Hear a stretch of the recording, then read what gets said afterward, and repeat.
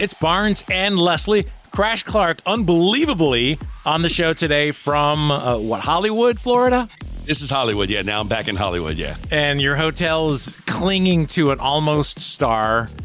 The internet for him to do the show is some of the worst internet I've ever dealt with in my life. Yeah, it's hamster on the wheel type crap. It's ridiculous. I learned my lesson. Painted fingernails again. Yes. Now, that's still leftover. He's had that for, 3 weeks, a month? Yep, at least. Oh, that's not new. Okay, well, it's still there.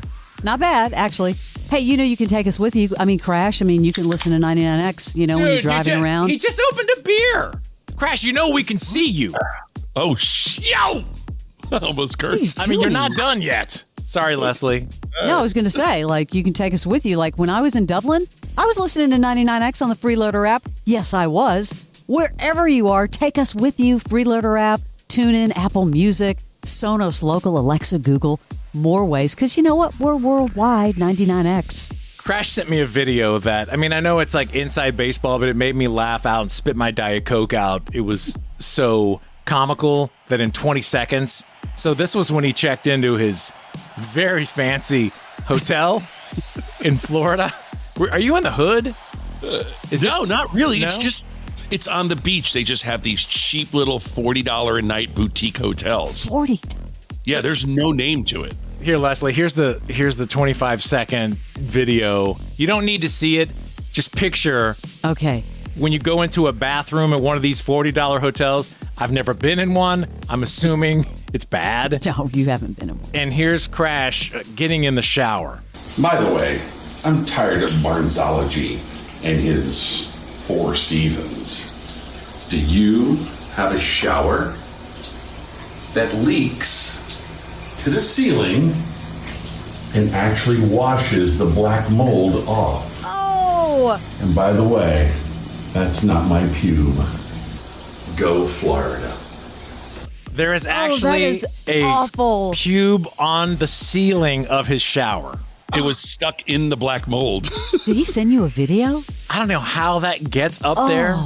But yeah, that really summed it up for me, Crash, because you did a brilliant job. It was a really tight shot, and then he backed up to reveal the mold all along the ceiling in his hotel. This is not funny. So Crash will be back in studio tomorrow. There's a really cool list I came upon, which is a bunch of predictions that people made, not all one person. It's a collection from the 50s of what life would be like today. It's funny because some of them are close, some of them not so much. Just run through some of these. One of them, and I can't believe this was in the 50s, they thought jetpacks were going to be everywhere. They thought they would be as ordinary as bicycles. By this time. I can see that, though. Yeah, I would think adventure like James Bond, even though that's kind of not really 50s. But I think that science fiction did all that in the 50s. They had one going. There are some now, but they're not for you to transport yourself long distances. There was so much gas in them. It just seems like an explosion waiting to happen. Yeah. When they first started doing them, they had enough in it to go 20 seconds. And that was it. So you could go up, but then you just come right back down. There are some interesting ones. Maybe electric gets you there, but that just seems really dangerous. The second one had to do with house cleaning. Speaking of your mold, this science writer wrote back in 1952 that houses would be surrounded by hoses and hot air. I'm thinking like a car wash. What? And the houses would be waterproof, synthetic, and completely washable. You would just hit a button and it would clean your house. Like a car wash.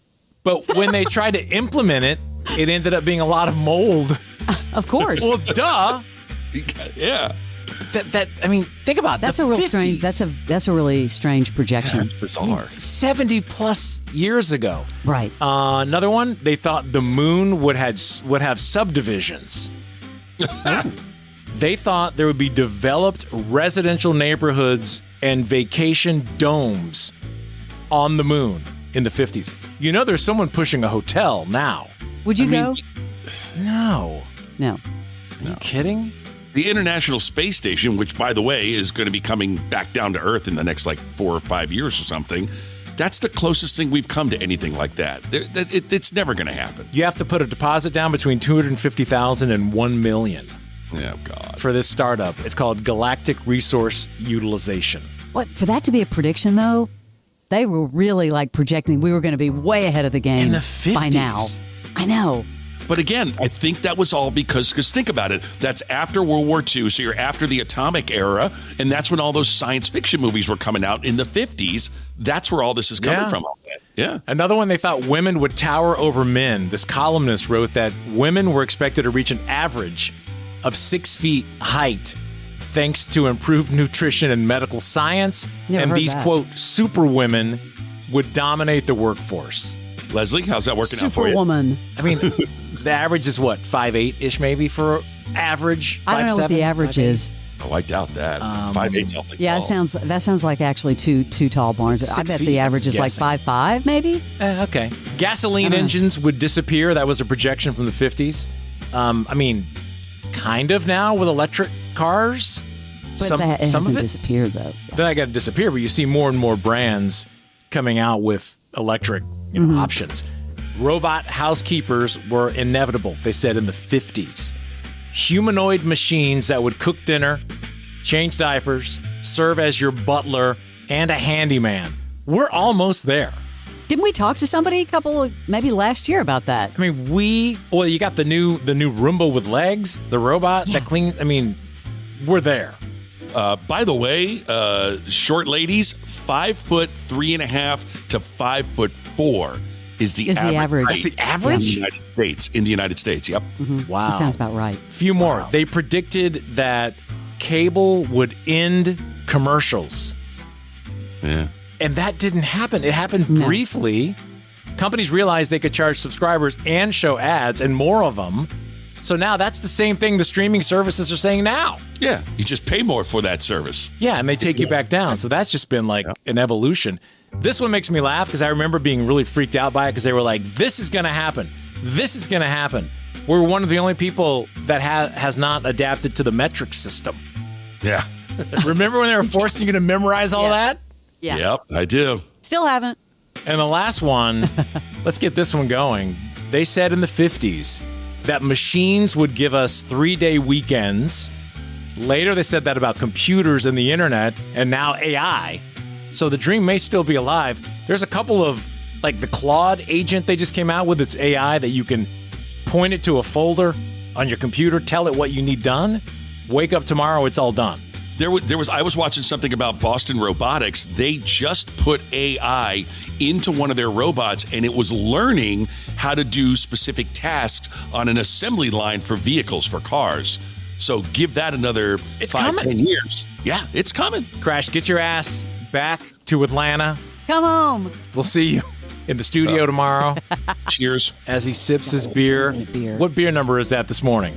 I don't keep count. I don't know how you keep going. So when's that dry going to start back up? Since you, in a day or so, I'll be good. The month's almost over. But then the 31st is the Smyrna Oyster Festival. Okay, so then let's go to February 1st. Just put it there. We are the Morning X, and this is 99X. The CJ Pearson Show. I'm CJ Pearson, and I'm the host of The CJ Pearson Show. Every single week, we'll take on the biggest cultural, political, and moral battles in America head on. No spin, no filters, and no apologies. We'll break down the biggest stories shaping our culture from a Gen Z perspective that refuses to be managed, muted, or manipulated. Bold truth, real conviction, zero permission. This isn't punditry, it's a generational takeover. This is The CJ Pearson Show. The CJ Pearson Show. Follow and listen on your favorite platform.